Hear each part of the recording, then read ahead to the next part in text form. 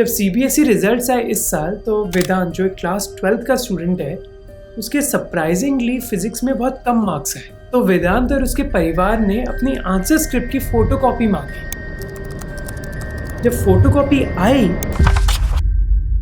तो हैंडराइटिंग ना आंसर्स ना पेपर वेदांत का था। कुछ दिन बाद बवाल मच गया। सर मेरे फर्स्ट पेज मेरा था बट जो स्कैन कॉपी थी वो मेरी नहीं है, वो किसी और बच्चे की हैंडराइटिंग है। छात्रों की जो आंसर शीट्स स्कैन करके चेक की गई वो आंसर शीट्स इतनी धुंधली थी कि उन्हें चेक करना तो दूर, उन्हें सही तरीके से पढ़ना भी मुमकिन नहीं था। जब वेदांत ने इसके बारे में ऑनलाइन बात करी तो जवाब की बात तो छोड़ दो, दूरदर्शन एंकर अशोक श्रीवास्तव ने उसको पाकिस्तानी बुलाया और वेदांत अकेला नहीं था। हम लोगों ने पेपर दिया, मैं बहुत अच्छा एक्सपेक्ट कर रही थी अब 95, पर मेरे 90 भी नहीं आए हैं और ये मेरा फ्यूचर का सवाल है और इससे ऐसा ये गंदा मजाक कर रहे हैं ये। जब सीबीएसई ने अपना पोर्टल खोला कंप्लेंट्स के लिए 4 जून तक उनको 70,000 एप्लीकेशंस मिल चुकी थी। तो इधर एक्चुअली चल क्या रहा था, इधर एंट्री होती है मेरे टीम मेंबर यश की जो आपको इस पूरी कहानी की गहराई समझाएगा। जहां हजारों स्टूडेंट्स ने सीबीएसई से विनती करी कि उनकी कॉपीज को रीचेक किया जाए, वहीं 2 स्टूडेंट्स ने मिलकर सीबीएसई का कच्चा चिट्ठा खोल कर रख दिया। एक ने उस पोर्टल को हैक किया जहां लाखों स्टूडेंट्स की कॉपीज चेक हो रही थी और जब उसने ऑफिशियल्स को बताया इस बारे में तो सीबीएसई ने उसे पूरा इग्नोर कर दिया। दूसरे ने सीबीएसई के सारे 576 टेंडर्स को खंगाल डाला और इसमें से 15 ऐसे रेड फ्लैग्स ढूंढे जिससे शायद एक बहुत बड़ा स्कैम अनकवर हो सके। दोनों ने मिलकर शायद सीबीएसई का सबसे बड़ा ब्लंडर सबके सामने लाकर खड़ा कर दिया।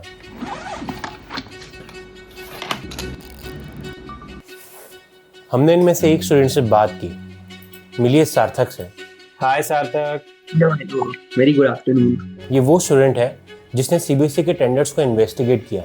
एक क्यूरियस क्वेश्चन आया ग्रुप में, इमर्ज हुआ कि ये सीबीएसई एक ऐसी कंपनी को टेंडर क्यों, ऐसी कंपनी कॉन्ट्रैक्ट क्यों ऐसी कंपनी को दे रही है जो बहुत इनसिक्योर है, जिसका प्लेटफॉर्म हर जगह बहुत इनसिक्योर हो। हमने 3 अलग अलग टेंडर नोटिफिकेशंस, उनके अटैच्ड डॉक्यूमेंट्स और कई सारे आर्टिकल्स को एनालाइज किया ताकि हमें असली कहानी का पता चल सके। And this is the story how CBSE played with the lives of 17 lakh students.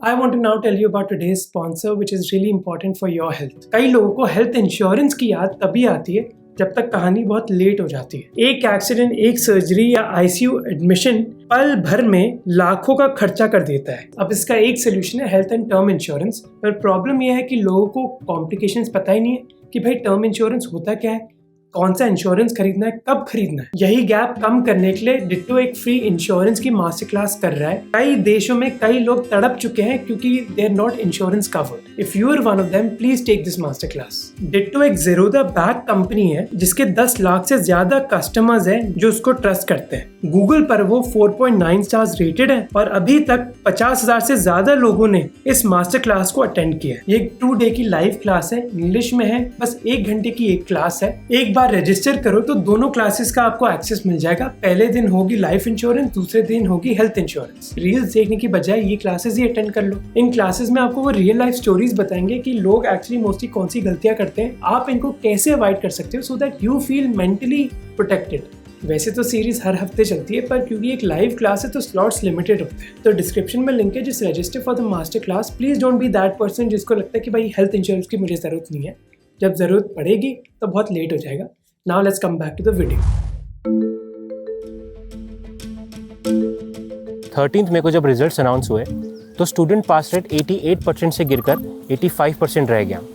अब देखने में 3% का ड्रॉप छोटा लगता होगा, लेकिन प्रॉब्लम इससे कई ज़्यादा गहरी थी। जब स्टूडेंट्स ने रीचेकिंग के लिए अप्लाई किया तो उन्हें जो आंसर शीट्स दिखाई गई वो उनकी थी ही नहीं। सर मेरे फर्स्ट पेज मेरा था बट जो स्कैन कॉपी थी वो मेरी नहीं है, वो किसी और बच्चे की हैंडराइटिंग है। और इन सब के सेंटर में था OSM, जिसे ऑन स्क्रीन मार्किंग कहते हैं। ओके, ये पहला साल था जब सीबीएसई ने क्लास 12th के इवैल्यूएशंस को एक नए सिस्टम पर शिफ्ट किया। अब 2026 के पहले टीचर्स को फिजिकली आंसर शीट चेक करनी पड़ती थी, लेकिन इस साल उन्हें OSM पोर्टल दिया गया। अब इस पोर्टल में आपको लॉगिन करके आपकी असाइंड आंसर शीट्स को चेक करना पड़ता था। Now just imagine 17 lakh students ने इस साल एग्जाम दी और करीब 98 लाख आंसर शीट्स को स्कैन कर कर अपलोड करना था सिस्टम पर, जिसे फिर टीचर्स ऑनलाइन चेक करते हैं। इस पूरे प्रोसेस के लिए सीबीएसई ने एक प्लेटफॉर्म का यूज़ किया जिसे ऑनमार्क कहते हैं। अब ये प्लेटफॉर्म कोएम्ड एडुटेक नाम की एक कंपनी ने बिल्ड किया था। ये सेम प्लेटफॉर्म्स बाकी सारी बोर्ड्स भी यूज़ करती है। जब रिजल्ट्स आए, टीचर्स और स्टूडेंट्स ने ये रियलाइज किया कि लॉग आंसर्स, डायग्राम्स और स्टेप बाय स्टेप मार्किंग को अच्छे से असेस नहीं किया जा रहा था। इस पे 0 मार्क्स दिए गए हैं मुझे, इसे चेक ही नहीं किया गया है। ये पेज फिर से पूरा ब्लर्ड आया है और इन्होंने सब पे क्रॉस मार्क किया हुआ है, मेरे को 0 मार्क्स दिए गए। एक प्रिंसिपल ने बताया कि कैसे इवैल्यूएटर्स को ये सिस्टम समझ में नहीं आया। उन्होंने इस पोर्टल को पहले कभी यूज ही नहीं किया था। कुछ प्रॉब्लम्स ये थी कि जैसे कुछ टीचर्स हैं जिनकी आई साइट प्रॉब्लम है, उसके बाद भी उन्होंने पेपर चेक किए, तो वहाँ थोड़ा सा हमारे लिए डाउट हो जाता है कि उन्होंने कैसे पेपर चेक किए, क्योंकि कई शीट स्कैन भी प्रॉपर्ली नहीं थी। पर इसकी प्रॉपर ट्रेनिंग होनी चाहिए थी, कहीं बुला के स्पेशल ट्रेनिंग कराई गई हो, ऐसा कुछ नहीं हुआ था। सिर्फ इन सब पर कोएम्ड एडुटेक का रिस्पॉन्स ये था कि ये कंप्लेंट सिर्फ 1-2 केसेस तक ही लिमिटेड है, लेकिन ये 1-2 केसेस से कहीं ज्यादा का प्रॉब्लम था। और इस बात को प्रूफ करने वाला पहला इंसान महीनों पहले इस प्रॉब्लम को प्रूफ कर चुका था। उसका नाम है निसर्ग, वेस्ट बंगाल से 19 साल का लड़का जिसने रिसेंटली ही अपने 12th के बोर्ड एग्जाम्स दिए। उसको एक तरीका मिल गया कि वो पोर्टल के जरिए किसी के भी मार्क्स चेंज कर सकता है। 1 घंटे के अंदर ही उसको पता चल गया ये कारनामा करना कैसे है। अब मूवीज और मीम्स में हैकर का एक स्टीरियोटाइप बन गया है, बट निसर्ग वैसा नहीं है। उसको बस मजा आता है किसी भी सिस्टम को ब्रेक डाउन करने में। तो जब सीबीएसई ने फरवरी 2026 में अपना on screen marking system introduce किया, निसर्ग बहुत क्यूरियस हो गया। एक ऐसा सिस्टम जिसमें लाखों स्टूडेंट्स के मार्क्स हो, वो तो सील्ड होना चाहिए। पर निसर्ग को ये रियलाइज हुआ कि ये सील्ड नहीं है। और इसको समझने के लिए आपको एक सिंपल आइडिया समझना होगा। जब आप वेबसाइट यूज करते हो तो बेसिकली 2 कंप्यूटर्स एक दूसरे से बात कर रहे होते हैं। एक है आपका कंप्यूटर, जो फोन हो सकता है, जो लैपटॉप हो सकता है, जो आपको पेज दिखा रहा हो, और दूसरा है कंपनी का कंप्यूटर, जो किसी डेटा सेंटर में है जहाँ एक्चुअली रियल इन्फॉर्मेशन है। और ऐसी वेबसाइट को सेफ रखने के लिए गोल्डन रूल होता है कि अगर आपको अपना पासवर्ड चेंज करना है तो आपको पुराना पासवर्ड पता होना चाहिए इस चीज को करने के लिए। अब ऐसा रूल नहीं होगा तो कोई भी किसी भी सिस्टम को एंटर कर पाएगा। पर जब निसर्ग ने सीबीएसई वेबसाइट को देखा तो पासवर्ड चेंज करने के लिए आपको पुराना पासवर्ड जानने की जरूरत ही नहीं है। आप कुछ भी बकवास लिख सकते हो नया पासवर्ड बनाने के लिए, जिसका मतलब है कि वो किसी भी टीचर का अकाउंट यूज कर सकता है लॉगिन करने के लिए, आंसर शीट्स देखने के लिए और मार्क्स को चेंज करने के लिए। अब अगर ये कोई रेस्टोरेंट का ऑर्डरिंग सिस्टम हो तो अलग बात है, पर देश के सबसे इम्पोर्टेंट एग्जाम्स में से एक का डेटाबेस ऐसा हो तो निसर्ग ने ऐसी चीजों की बातें किसी के साथ करी नहीं। जब उसको इसके बारे में पता चला तो 25 फरवरी 2026 को उसने इंडिया की national cyber security response team को सारी चीजें रिपोर्ट कर दी, डिटेल्ड डॉक्यूमेंटेशन के साथ। जब उन्होंने और चीजें मांगी तो उसने स्क्रीन रिकॉर्डिंग करके हर एक गलती के बारे में बताया। रिप्लाई आया एकदम सरकारी लैंग्वेज में कि आपकी कंप्लेंट रजिस्टर हो गई है और अप्रोप्रिएट एक्शन लिया जाएगा। पर फिर कुछ हुआ नहीं। निसर्ग ने फॉलो अप किया, दिन गए, हफ्ते गए और फिर महीने गए। क्लास 12 के फिर रिजल्ट्स आए और वो पोर्टल अभी भी उसी तरह था। सीबीएसई का कोई भी रिस्पॉन्स ना आने पर निसर्ग ने अपनी सारी इन्फॉर्मेशन को अपने ब्लॉग पर अपलोड कर दिया। द प्रिंट को इंटरव्यू देते हुए निसर्ग ने ये भी कहा, It's very disrespectful, to be honest, to not get a response after following up several times. There are companies who take lakhs of rupees to do this kind of audit, and I'm doing it for free, just to help them, and they are not responding. जब blog viral हुआ तो CBSE ने investigate करने के बजाय इन सारे allegations को ही साफ डिनाई कर दिया। इसमें जो आपके प्रश्न है वेबसाइट हैक होने का, इसको पूरे सीरियस से मैं नकार रहा हूँ, क्योंकि एग्जाम ऑफलाइन मोड में होती है तो वेबसाइट हैक होने का कोई प्रश्न ही नहीं है। सीबीएसई ने फिर एक ऑफिशियल स्टेटमेंट रिलीज करते हुए ये कहा कि जो एक्चुअल इवैल्यूएशन के लिए जो यूआरएल यूज किया है वो कभी कॉम्प्रोमाइज ही नहीं हुआ था। उन्होंने ये भी कहा कि जिस लिंक को निसर्ग ने एक्सेस किया था वो सिर्फ एक टेस्टिंग साइट थी जिसमें सैंपल डेटा था, कोई रियल मार्क्स नहीं, कोई स्टूडेंट्स का रियल इन्फॉर्मेशन नहीं थी। लेकिन इस स्टेटमेंट के साथ 2 बड़े प्रॉब्लम्स आए। पहला तो ये कि जिस डोमेन का सीबीएसई ने अपने स्टेटमेंट में जिक्र किया वो एक्चुअली में एग्जिस्ट ही नहीं करता था, और इससे पहले कि बोर्ड अपना ट्वीट डिलीट करे किसी ने उस डोमेन को ही खरीद कर निसर्ग के ब्लॉग पर रिडायरेक्ट कर दिया। CBSE actually made a wrong wrote the wrong domain first. They wrote on marks someone in our circle bought that, so we redirected that to Nisar's blog. It was funny. दूसरी problem और भी बड़ी थी कि CBSE ने कहा कि ये तो एक टेस्ट एनवायरनमेंट था, पर निसर्ग ने तो उधर से स्टूडेंट्स की रियल आंसर शीट्स निकाल ली थी। उसने स्क्रीनशॉट्स और रिकॉर्डिंग्स भी दिखाई। अब सीबीएसई कहता रहा कि कोई प्रॉब्लम नहीं है, जबकि निसर्ग और दूसरे स्टूडेंट्स जो इन्वेस्टिगेट कर रहे थे वो अपना एविडेंस दिखा रहे थे कि कितनी बड़ी प्रॉब्लम है। निसर्ग को एक फ्लॉ दिखा कोड में, जिससे वो डेटाबेस से इंटरैक्ट कर सकता था बिना किसी ऑथेंटिकेशन के। उसको सिस्टम की बहुत गहरी एक्सेस मिल गई और वो सीबीएसई प्लेटफॉर्म के सर्वर्स का भी कंट्रोल ले पाया। अपना पॉइंट प्रूव करने के लिए निसर्ग ने कुछ इम्पॉसिबल कर डाला। उसने सीबीएसई के खुद के सर्वर्स पर एक एनिमेशन प्ले किया, ये दिखाने के लिए कि अगर मैं आपके सर्वर पर एक वीडियो प्ले कर सकता हूँ, इमेजिन करो कि दूसरे लोग क्या क्या कर सकते हैं। और प्रॉब्लम्स इधर रुकी नहीं। रिसर्चर्स को एक ऐसा ऑनलाइन स्टोरेज सिस्टम मिला जिससे लोग स्कैन्ड आंसर शीट्स डाउनलोड कर सकते हैं। सीबीएसई के रीवैल्यूएशन पोर्टल में भी कई खामियां थी। स्टूडेंट्स और एग्जामिनर्स की पर्सनल इंफॉर्मेशन आप डाउनलोड कर सकते थे। ये चीज क्लियर हो गई थी कि पूरा सिस्टम ही टूटा पड़ा है। फाइनली 31 मई को सीबीएसई के ऑफिशियल हैंडल ने अपनी ट्यून बदल दी। उन्होंने कहा कि हाँ, हमारे सिस्टम में खामियां हैं और एक साइबर सिक्योरिटी के एक्सपर्ट्स की टीम आईआईटीज और सरकार से हमारे सिस्टम को ठीक कर रही है। फिर उन्होंने 19 साल के इस लड़के को इनवाइट किया खामियां बताने के लिए। ऊपर से भी प्रेशर आने लगा। एजुकेशन मिनिस्टर धर्मेंद्र प्रधान ने ऑफिशियल्स को बोला कि आईआईटी एक्सपर्ट्स की मदद से सिस्टम के ग्लिचेस को इमीडिएटली फिक्स करें। पर जैसे निसर्ग ने बताया कि ये सब चीज़ें तो फरवरी में होनी चाहिए थी जब मैंने इस रिपोर्ट की बात करी। तो 3 महीने के आलस की वजह से क्या क्या हो गया।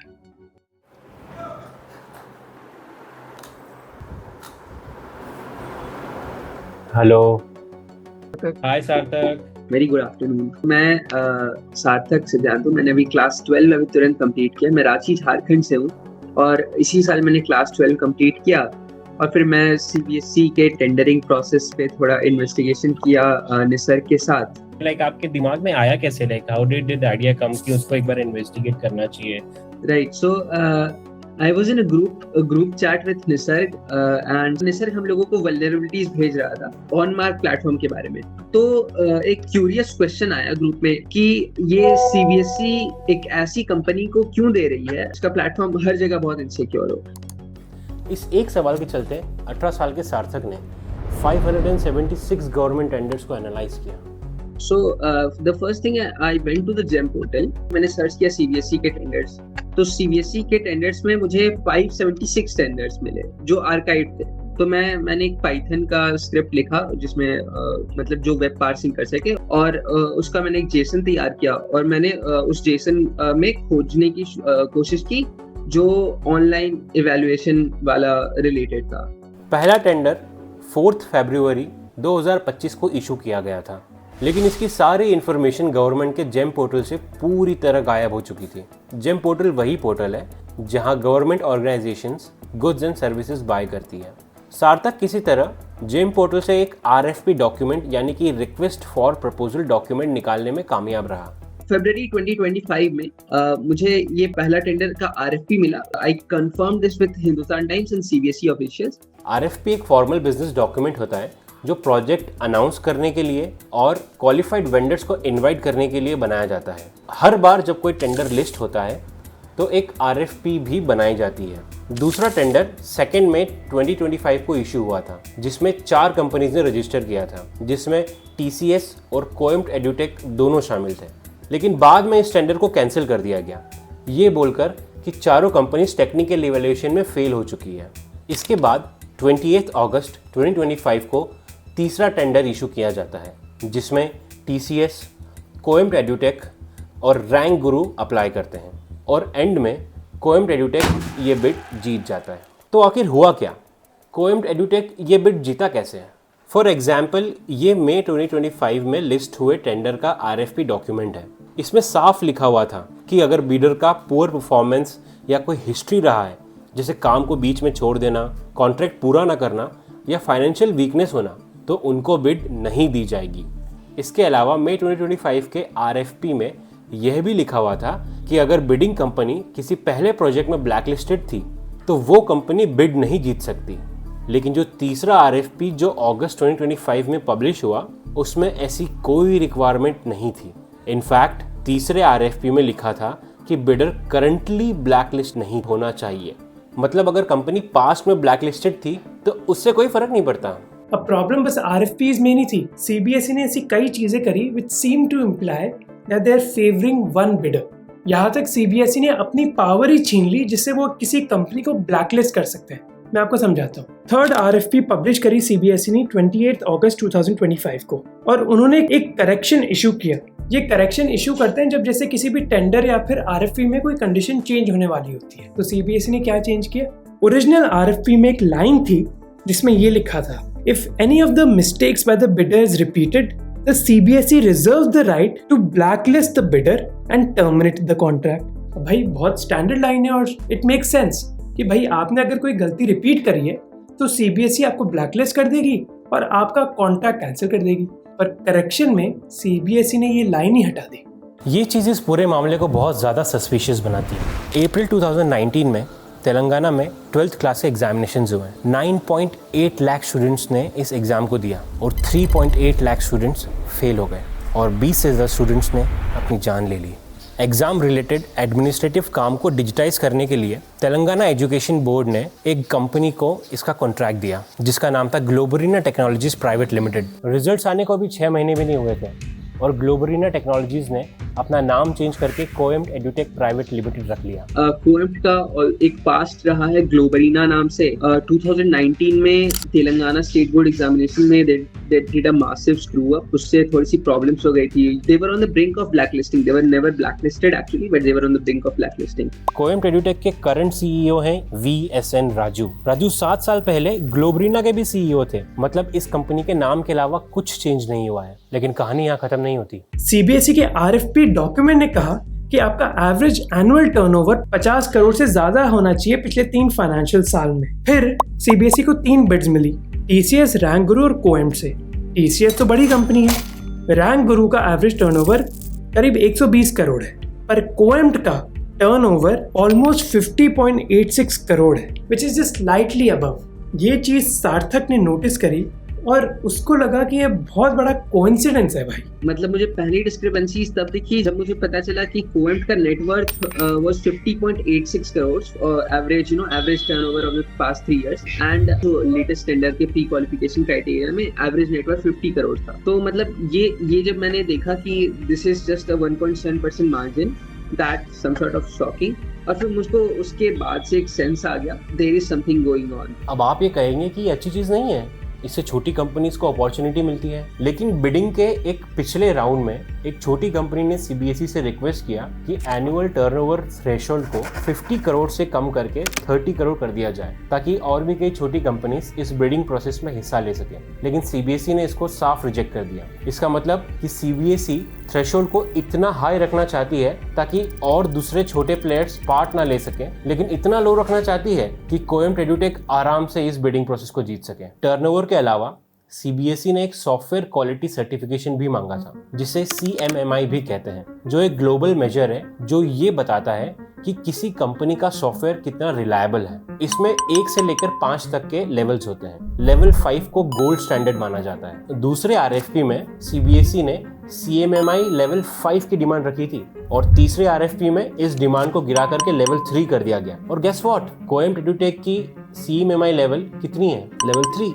और फिर आती है सिक्योरिटी रिक्वायरमेंट्स। दूसरे RFP के मुताबिक बिडर को अपना खुद का डेटा सेंटर और डिजास्टर रिकवरी सेटअप होना जरूरी था जहां सर्वर्स फिजिकली आइसोलेटेड हो। लेकिन तीसरे RFP में इसे भी रिलैक्स कर दिया गया। और एंड में आता है cooling of period. Her government tender का एक रूल होता है जो कंपनीज को ऑफिशियल्स के साथ सेटिंग करने से रोकता है। दूसरे RFP में लिखा था कि अगर कोई बिडर किसी CBSE ऑफिशियल को हायर करता है या उससे एडवाइस लेता है तो उस ऑफिशियल के बोर्ड छोड़ने के 2 साल बाद तक इसे एक करप्ट प्रैक्टिस माना जाएगा। लेकिन तीसरे RFP ने उस विंडो को आधा करके सिर्फ 1 साल कर दिया। अब सवाल ये उठता है कि जो रूल किसी कंपनी को इनसाइडर की मदद से गलत तरीके से बिड जीतने से रोकता है, आखिरकार उसे इतना कमजोर क्यों किया जा रहा है? और इस फेवरेटिज्म की वजह से ही कई प्रॉब्लम्स आ रही हैं जो अब स्टूडेंट्स को फेस करनी पड़ रही है। मेन प्रॉब्लम है OSM और जिस तरीके से आंसर बुकलेट स्कैन हुई है। स्कैनिंग की गाइडलाइन CBSE ने पहले ही दे दी थी। अपने सेकेंड RFP में जो मई 2025 में रिलीज हुई, CBSE ने कहा कि अगर कोई मिसमैच हुआ या फिर गलत स्कैनिंग हुई तो एक एरर माना जाएगा और एरर के लिए 4,000 रुपये पर आंसर बुकलेट बिडर को देने होंगे। अगर कोई बुकलेट पार्शियली स्कैन हुई है तो पेनल्टी 8,000 रुपये की लगेगी और अगर कोई बुकलेट स्कैन ही नहीं हुई तो 15,000। जिसका मतलब है कि भाई किसी कंपनी ने अगर गलती करी स्कैनिंग में तो भारी जुर्माना लगेगा।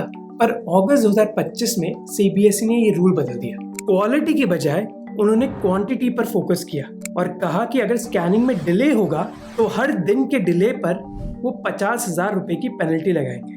तो अगर आप पर ऐसी पेनल्टी लगेगी तो आप क्वालिटी पर क्यों फोकस करोगे? आप तो बस फोकस करोगे कि जितनी ज़्यादा स्कैनिंग हो सके उतनी करनी चाहिए। इसके अलावा उन्होंने स्कैनर्स की रिक्वायरमेंट को भी कम कर दिया। 300 DPI की रिक्वायरमेंट को सीधे 200 तक घटा दिया। DPI का मतलब होता है डॉट्स पर इंच। ये बताता है कि कोई स्कैनर कितनी क्वालिटी में स्कैन कर सकता है। इस ड्रॉप का एक्चुअल असर कैसे दिखता है आप इससे समझ सकते हैं। वही सेम पेज पहले 300 DPI पर स्कैन हुआ और फिर ये 200 DPI पर। जैसे ही CBSE ने अपनी विंडो खोली कंप्लेंट्स के लिए, मानो हैरी पॉटर की तरह उसके घर में कबूतर लेटर फेंक रहे थे। 4 जून तक बोर्ड को स्टूडेंट से 70,000 एप्लीकेशंस आई।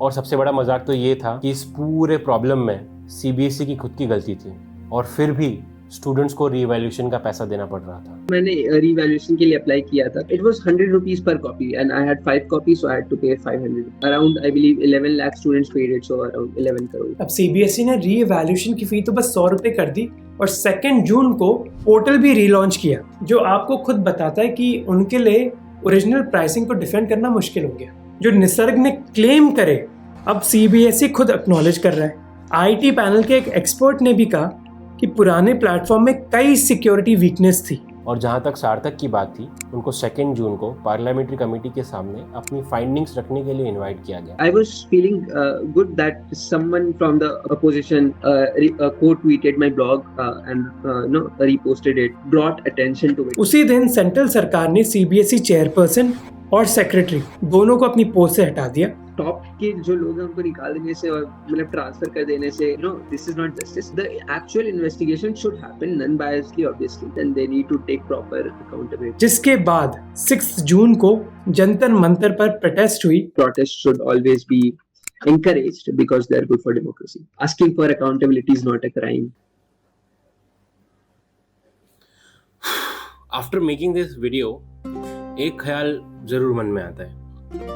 जब हम सार्थक से बात कर रहे थे, सार्थक ने कहा था कि वो बहुत ज़्यादा क्यूरियस था ये जानने के लिए कि क्या प्रॉब्लम चल रहा है। And that made me think कि it's all about curiosity. So in the basic sense what I can tell everyone is stay curious, do not hesitate to ask questions and thanks for watching. ओ हाँ, subscribe भी कर देना। And just remember कि Ditto एक free insurance की master class कर रहा है, डिस्क्रिप्शन में लिंक है, please register. See you next time.